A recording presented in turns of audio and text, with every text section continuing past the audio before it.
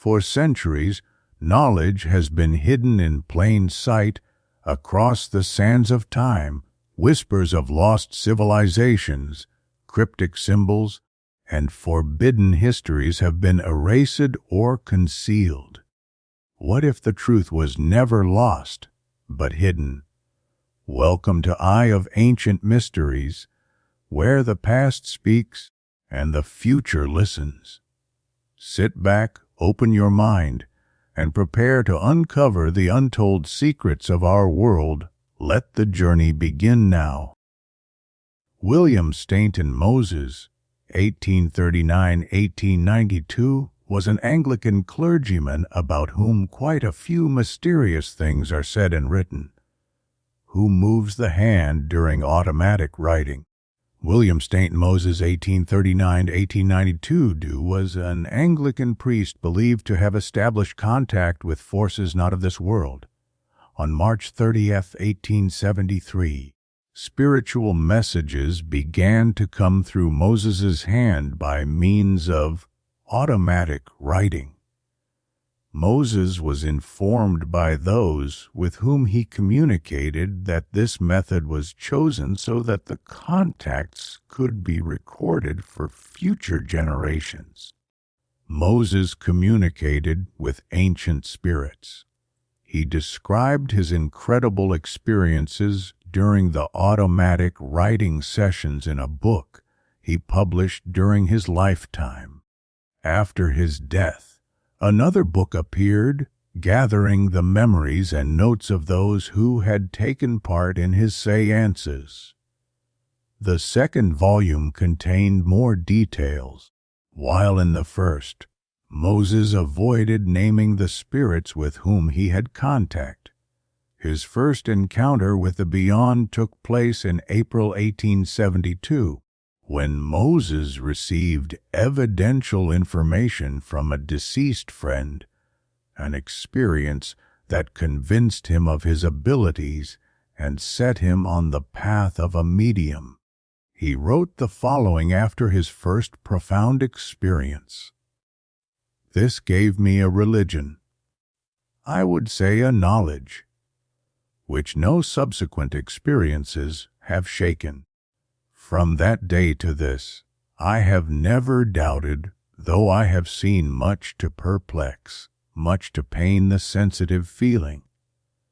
Though I have heard of imposture, and though I believe that imposture exists, though I see reason to distrust the conclusions of some spiritualists, and to assign a wider range to the sphere of ideas than they are willing to admit, though day by day I meet with problems I cannot solve, and complications which only advanced knowledge and experience can wholly grasp, in spite of all this, the conclusions of that night, supported and corroborated by many subsequent experiences, remain firm and unshaken. Stainton Moses wrote that from time to time, when the automatic writing began, he found himself outside his body. I stood in spirit beside my body, which sat holding the pen before the table upon which the book lay. I examined it, as well as the arrangement of the room, with intense interest. I saw that my body was there, and that I was connected with it by a thin line of light. Everything material in the room appeared shadowy, while everything spiritual seemed solid and real. He claimed that in this state he could see the spirits influencing his writing, and that the pen moved as they, directed toward a ray resembling a blue light.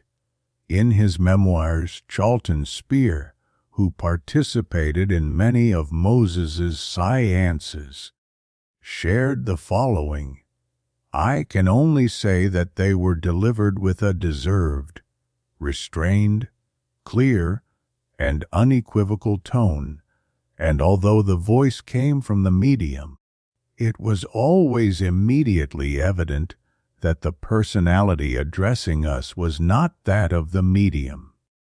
The voice was different, and the ideas were constantly at variance with those entertained at the time by the medium. Another important fact was that, though many spirits presided over the meetings, the speaking voice was always different. We could clearly recognize which intelligence was communicating by the tone and manner of speech. Speer also noted that Moses's handwriting in everyday life was one thing, but during seances and automatic writing it became entirely different. He also recounted an occasion when the table around which the seance participants were gathered began to shake, dance, and rise to the level of their eyes. According to him, such phenomenal manifestations are necessary to reach those who cannot accept any other kind of evidence. They are no proof of our statements, nor evidence of the moral beauty of our teachings, but they are the most appropriate means of appealing to the materialist. In May 1874, Moses met two members of the Sidgwick group who would found the Society for Psychical Research, SPR, 8 years later. They were deeply impressed by Moses's abilities and wrote in their recollections, "We now met a man of university education, of evident sound judgment and integrity, who assured us of a series of phenomena occurring to himself and without doubtful or mercenary assistance. According to witnesses, what occurred confirmed three essential propositions unknown to science: the existence within the human spirit of hidden powers of illumination and communication, the survival of personal consciousness, and the immediate presence of the departed in the beyond. The interference, due to unknown organizations, in the rational world."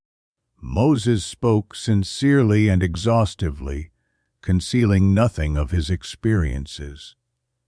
He showed them his notebooks containing the automatic writings, and as members of the Sidgwick group wrote, he inspired a religion that was at once satisfying and remains satisfying still, one that urges to action. Toward the end of his life, his gift seemed to fade. Moses began questioning the spirits, why they spoke to him in English, how he could trust that they were who they claimed to be, and other similar doubts.